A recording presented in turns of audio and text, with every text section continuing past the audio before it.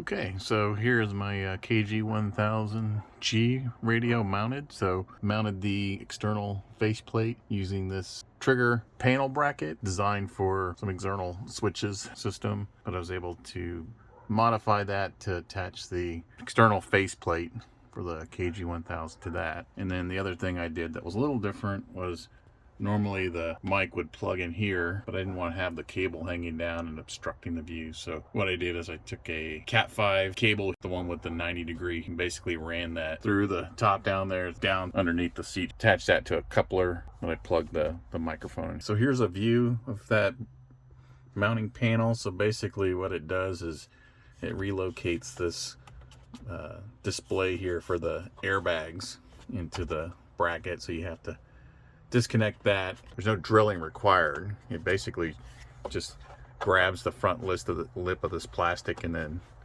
catches on this round knob here, so it holds it in place. So and the nice thing is it's already angled down, so you have the front panel here is angled down towards you.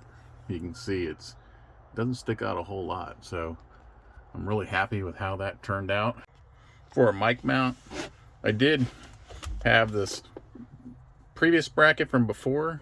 It's kind of the traditional, you slide it in on there. So one of the things I did do is I'm trying out this magnetic mic bracket on there.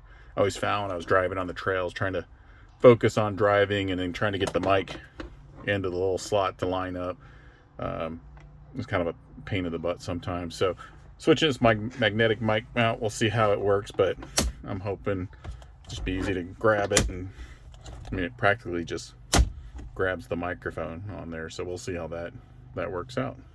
So I did add an external speaker to this.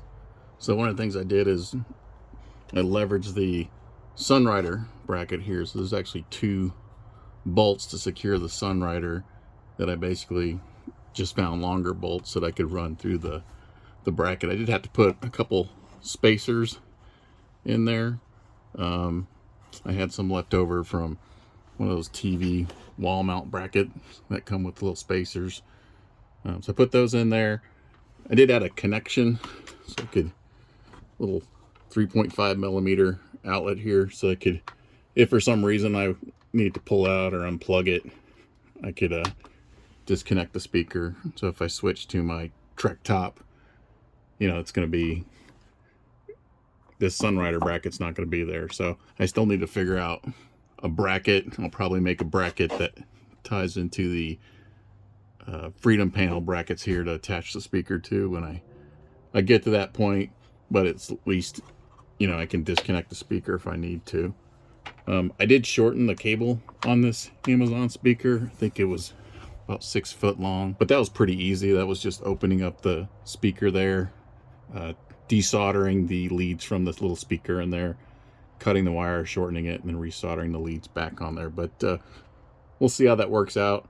I know before it was just really hard to hear the communication, so hopefully this external speaker here will resolve those issues with being able to hear while you're going down the road or on the trail or with music on.